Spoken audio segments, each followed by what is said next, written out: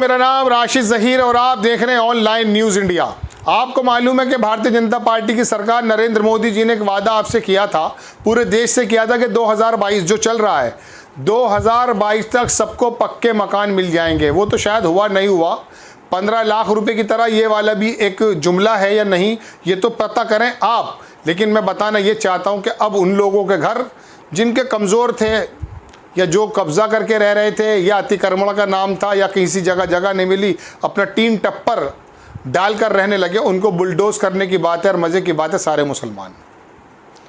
मैं ये नहीं कह, मैं इस बारे में पढ़ना नहीं चाहता, लेकिन मैं तो कहना ये चाहता हूँ कि बसाने के ख्वाब आप दिखाते हैं, उजाड़ने की बातें करते हैं।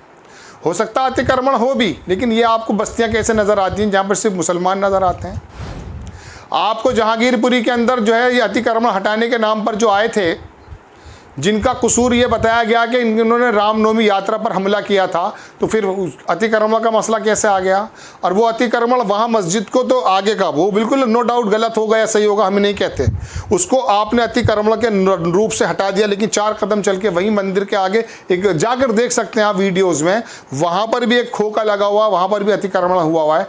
आपके बुलडोज़र का मुँह धर तो नहीं गया, लेकिन यहाँ मुसलमानों के घरों पर जा रहा है। खबर आपको दिखाता हूँ और मैं दिखाऊंगा किस नेता, किस सांसद और किस उत्तर प्रदेश के सूबे के आबकारी मंत्री की जगह है, उसके क्षेत्र की जगह है। श्याम मीरा सिंह एक बड़े पत्रकार हैं, उन्होंने लिखा कि अब यूपी के हरदोई ज़िले में भी अतिक्रमण के नाम पर मुसलमानों के घर तोड़ने के लिए प्रशासन ने नोटिस जारी कर दिया है। इस लिस्ट में सभी 13 मुसलमानों के नाम हैं। ये लिस्ट भी आपको दिखाऊंगा, इसकी खबर भी मैं आपको दिखाने जा रहा हूँ। लेकिन ये भी बहुत अच्छी बात है कि इन्होंने कम से कम नोटिस तो दिया है। जहांगीरपुरी में तो जो नियम अनुसार नोटिस आता है वो भी नहीं आया।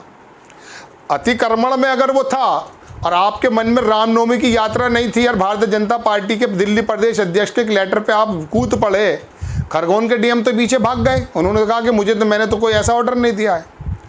आपने दिल्ली प्रदेश भाजपा अध्यक्ष के एक लेटर पर वहाँ का जो लोकल अधिकारी हैं जाकर के पुलिस ने और वहाँ पर नगर निगम ने जो भी वो अधिकारी थे जहांगीरपुरी का मकान तोड़ डाले, उनको भी तो नोटिस मिलना चाहिए था। दुष्यंत दवे सुप्रीम कोर्ट के वकील है, कहना है कि प्रक्रिया क्या होती है बताइए आप। अगर उनका गलत नाजायज़ मकान भी था जो कि सैकड़ों और हज़ारों 1700 कॉलोनी बताई जाती हैं दिल्ली के अंदर, तो पहले आप उन्हें इतना मौका तो देते कि नोटिस इश्यू कर देते। इनका एहसान है हरदोई प्रशासन का, नगर पालिका का। मुझे तो अच्छी लगी इनकी ये बात कि इन्होंने कम से कम अखबार में एक नोटिस दिया। अब ये बात अलग है कि वो सारे मुसलमान थे। आपकी स्क्रीन पर तस्वीर नगर पालिका परिषद हरदोई, इन्होंने 14 लोगों को दिया है, सबके नाम, अक्सर इसमें महिलाएँ हैं, इनको दिया कि आप हटा लीजिए वरना हम आपको हटाएंगे और उसका हर्जा खर्चा भी आप देंगे। अब मैं पूरी खबर आपको सुनाता हूँ, दिखा भी देता हूँ ये कहाँ की खबर है और कौन लोग इसके पीछे हो सकते हैं। भड़ास फॉर मीडिया, इन्होंने उसको छापा और आपकी स्क्रीन पर है कि हरदोई में इन मुसलमानों के घर दुकान पर बुलडोज़र चलेगा। आगे लिखता है कि हरदोई में मुसलमानों के घर तोड़ने की तैयारी, नगर पालिका की तरफ से हिंदुस्तान अखबार में एक नोटिस प्रकाशित हुआ है। इस नोटिस में सांसद, मंत्री, विधायक रहे नरेश अग्रवाल, समझ गए आप, पहले समाजवादी में थे, और उनके पुत्र यूपी सरकार में शराब के मंत्री, आबकारी मंत्री नितिन अग्रवाल के मोहल्ले में तालाब की ज़मीन पर कुछ अवैध अतिक्रमण हटाए जाने के लिए आगाह किया गया जाता है। नोटिस में सभी 1 दर्जन नाम मुस्लिम हैं।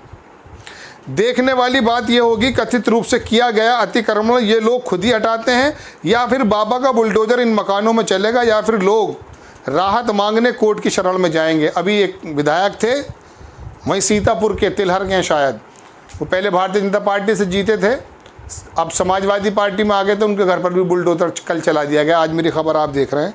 बहरहाल मैं आपको बताना ये चाहता हूँ दर्शकों, अब ज़रा सा उनके मकानों की स्थिति देख लीजिए, कितने बड़े उनके मकान हैं। वो भी मैं लिस्ट देख रहा था अभी कि वो मकानों की लिस्ट आपकी स्क्रीन पर है, आप ज़रा देखें। ये लिखा है 3रे नंबर पे नसीम पुत्र नईम, इनका जो मकान है वो टीन से बना हुआ है, पक्का निर्माण, 9 बाई 50, 10 मीटर का गालिबन की चौड़ाई और 5 बाई 8 ये लंबाई होगी, यानी कि कितनी बड़ी उसकी खोपची होगी अंदाज़ा करें। एक देखिए, एक साहब हैं सगीर अहमद, लिखते हैं नींव पक्की, आगे ऊपर कुछ नहीं है, 9 बाई 4 का, 9 मीटर लंबा होगा, 2 मीटर चौड़ा, ठीक है, आप देख सकते हैं। अब नीचे अगर आप जाके देखें मकान के हालात, हाथा टीन, मोहम्मद मोबिन, इस तरह इसका 10 बाई 20 का, 6 बाई 4 का इसकी चौड़ाई है। ये टीन के मकान और पक्के मकान और कच्चे मकानों की लिस्ट है, और ये सारी उन बदनसीबों के नाम हैं जिन्होंने सोचा ये था कि हमारे नरेंद्र मोदी जी ने पूरे देश को पक्का मकान देने की बात कही है, शायद हम खुशनसीब ऐसे हैं कि हमारे भी वो हिस्से में आ जाएगा 2022 तक। बहरहाल इन्होंने कहीं जगह घेरी नहीं घेरी, इसके बारे में तो टेक्निकल बात है। लेकिन जहांगीरपुरी में तो बहुत से लोगों ने कागजात दिखाने की भी कोशिश की दर्शकों, लेकिन भारतीय जनता पार्टी के दिल्ली प्रदेश अध्यक्ष जैसा कि आरोप है कि उनका लेटर आया और फ़ौरन अतिक्रमण शुरू हो गया, बुलडोज़र शुरू हो गया। एक ख़बर बताता हूँ आपको, तकरीबन 1 महीने पुरानी बात है या 2 महीने हो गए होंगे। जब उत्तर प्रदेश में इलेक्शन चल रहे थे, एक पत्रकार एक जगह ये कह रहे थे कि अगर योगी आदित्यनाथ जी जीत जाते हैं तो पूरे देश में कई सारे योगी आदित्यनाथ जी पैदा होंगे, यानी कि बुलडोज़र टाइप होंगे। उस बुलडोज़र का आपको मैं बताना चाहता हूँ दर्शकों, एक ऐसा एक प्रतीक बन गया है बुलडोज़र बाबा। तो वो मामा थे, वो भी बुलडोज़र मामा बन गए। मामा का मतलब क्या है? 2 बार माँ का नाम आता है वहाँ पर। मामा में 2 बार माँ, लेकिन माँ 2 बार नाम आता तो कितनी ममता होगी? डबल ममता हो जानी चाहिए। लेकिन बुलडोज़र लगा दिया, बुलडोज़र मामा। चूँकि उत्तर प्रदेश से रिज़ल्ट ये निकला, ये समझ में बात आई कि ये तो यार जीत का प्रतीक है। वक्त की बात है दर्शकों। दोस्तों, मैं आपको एक बात ये बताना चाहता हूँ कि इन चीज़ों से निकलने की ज़रूरत है। गरीब, नो डाउट अतिक्रमण जो है उसकी एक प्रक्रिया होनी चाहिए। सुप्रीम कोर्ट इसके बारे में कह चुका है, पूरा का देश इस तरह का हो चुका है। लेकिन उन गरीबों को मकान देने की जिम्मेदारी भी तो आपकी है। आप जानते हैं कि जो 2 लाख रुपये, 1 लाख रुपये, 50,000 रुपये जिन लोगों को मकान के लिए कुछ मिले हैं, उनके हालात क्या हैं? उनकी दूसरी किश्त लेने के लिए बहुत ज़बरदस्त 50,000 की किश्त अगर पहले आ गई है तो दोबारा में कितने उन्हें जो है रिश्वत देनी पड़ती है।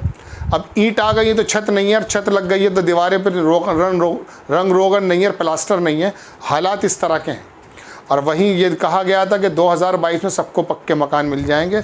यहाँ रोटी भी मुश्किल से मिलती हुई नज़र आ रही है। तो आपको ख़बर यही देनी थी कि हरदोई के अंदर शायद सांसद जी को या वह मंत्री जी को समझ में नहीं आया, तालाब घिरा हुआ होगा। वैसे भी हर जगह तालाब अब ख़त्म ही हो रहे हैं। लेकिन मैं ये नहीं कह रहा कि वो सही हो रहे हैं, लेकिन विडंबना ये है कि सारे के सारे मुस्लिम हैं। एक याद आ गई मुझे बात कि सारे के सारे वापस आ गए, सारे ही बच गए। आपको याद होगा शोले फिल्म में बोलता था गब्बर। बहरहाल खबर यही देनी थी। खबर आपको कैसी लगी अपनी राय कमेंट्स बॉक्स में ज़रूर दीजिए। चैनल को सब्सक्राइब कीजिए, शेयर कीजिए। नेक्स्ट टाइम मैं किसी खबर के साथ आता हूँ। जय हिंद। इस खबर को अभी लाइक करें, शेयर करें, अभी चैनल को सब्सक्राइब करें और घंटी जरूर दबाएं। इस खबर को अभी लाइक करें, शेयर करें, अभी चैनल को सब्सक्राइब करें और घंटी जरूर दबाएं। इस खबर को अभी लाइक करें, शेयर करें, अभी चैनल को सब्सक्राइब करें और घंटी जरूर दबाएं। इस खबर को अभी लाइक करें, शेयर करें, अभी चैनल को सब्सक्राइब करें और घंटी जरूर दबाएं।